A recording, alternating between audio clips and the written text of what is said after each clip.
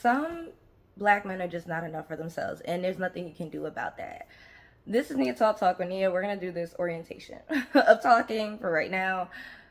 I've I've talked about this too much. I'm gonna continue to talk about it because I don't want anyone else who's on the come up, or you're young, this and that, and you're watching this, or you could be older and you are certified in your blackness and you love your blackness. Please keep that, because in media, uh, people love white people love to show the worst of the worst in our community. When it comes to this Telvo situation or whatever, Telvin, I don't even care. It's just whatever. Call it whatever this man is. He's so disgusting. I don't care to really learn his name. He said hateful things about black women because he wanted to be white. Right? Let's call it what it is. We could say it very quickly. He wants to be white. I watched his timeline. I looked at his life. He wants to be a white person. He has a issue there, right? But not only that, he hates himself so much that he is going to put down black women, the women that raised him. Now, with his passing happening, I don't have sympathy or empathy. I feel bad for the children. That's pretty much it. But I don't have empathy because of how nasty and disgusting he was towards black women for absolutely no reason whatsoever.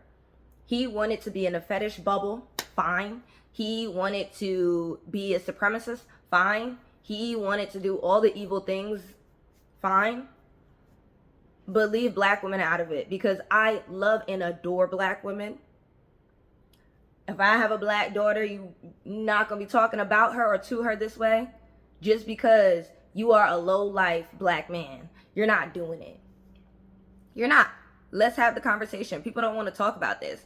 There are good black men out there, but the examples that we see in media and these passings and this and that, I'm starting to realize a pattern.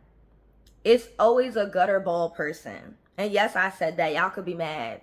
Y'all could be mad. It's always a person that comes from the gutter that doesn't want to change. Because I came from hard times, fine. But did I stay there? Did I decide to scam and this and that and be filthy like for the sake of money? No. You could be a better person. You could see that the grass is greener on the other side. But nobody can force you to see that. You have to see that for yourself. So, in these predicaments, we see this all the time with a black man like him that comes from the countryside. They are around white people. They want to be white. They are the minority. They feel that if they're ignorant and arrogant, they will get more attention from people. They didn't get enough attention in school. That's what it is. Like, let's call it what it is. And I might post this on TikTok. I'm not sure. But let's call it what it is. I've seen it growing up in Long Island. I've legit seen it. It's very frustrating. It makes me aggy. It's like, child, why can't you just do your disrespectful stuff over there and leave black women alone? And the problem is, this is what people don't see, which is annoying. You can have your preference, fine. But where the problem starts to come in is when not only do you have your preference to hate black people and not like yourself, you purposefully say things to put down black people. You say things that oppressors have said to us about our hair, about our looks, about our body. Meanwhile, you're seeking it in a different race and you're not getting it correctly because it's fake. You're not getting it. You're not.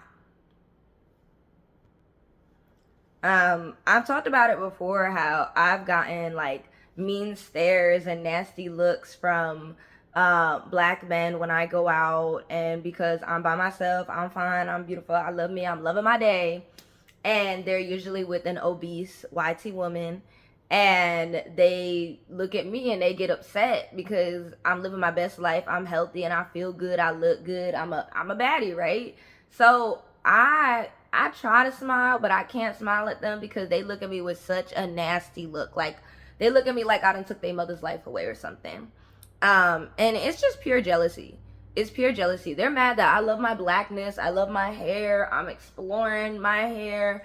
I'm not hating it. I'm not self-hating. When people see, and mainly black men, see that you're not self-hating, you're not doing things to basically make them mad at you, you're just living your life, they get upset either way.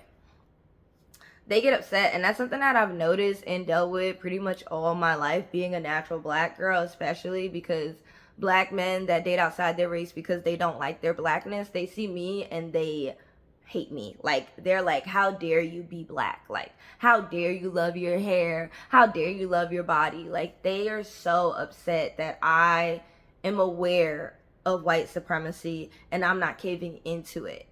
Not for the sake of money, not for the sake of sex, not for the sake of fighting, and not for the sake of an identity crisis. I just don't. I don't have time for that. Like, ew. And there's a whole nother aspect to this where people don't see their race as valuable. They don't see themselves as valuable. I see Africanness as golden and queen and king. That's how I see it. But there's a group of black men who want to be fetishized so bad because of corn. It's weird that I have to say that, but because of adult entertainment, they want to be fetishized so bad by white supremacists. They go that route. They don't want to do anything. They don't want to work. They want to live off of the money of obese YT women. And it's unfortunate. It's a thing. And that specific scenario is a thing in New York and New Jersey and Connecticut. But New York and New Jersey, a lot of Italian or Latinas that are, you know, overweight gravitate to taking care of BLK men. This is a thing. We're not going to sit here and be like, that's racist, this, that. No, no, no, no, no. We are going to talk about it. This is a thing in New York and New Jersey. Please count on your fingers how many couples you know and have seen that look like this. Black man that don't do nothing but smoke, and the woman buys him sneakers, put food on his table, clothes on his back, and the house is dirty. We've seen it so many times. And when I have children, if I have a son, I'm gonna show them these pictures of all these scenarios. Put two and two together. Do you want that life? Dirty, nasty, filthy, somebody who don't care about you, don't want you to do better for yourself? And it's interesting too, because for black men, they feel like it's okay to be dirty, dingy, musty, and disgusting if they have a white partner or someone who is not black. They feel like it's more acceptable by society. And for the most part, it is.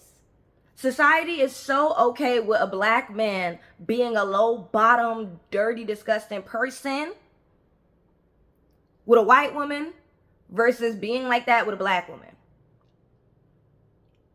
For the most part, yes. So ultimately, it's just about character. You don't have to be these people. I say them as an example of what you shouldn't be. I talk about them just to let you know that people are delusional and crazy, and this is society.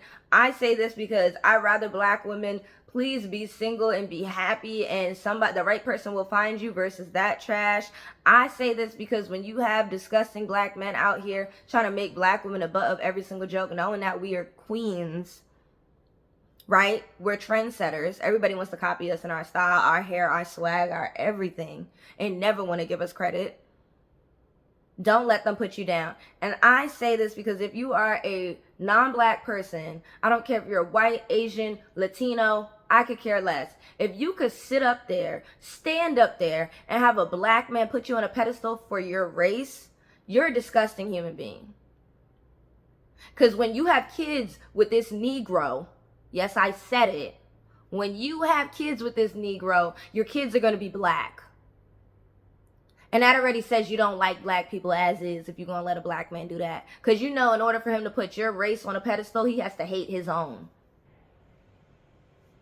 Bye, y'all.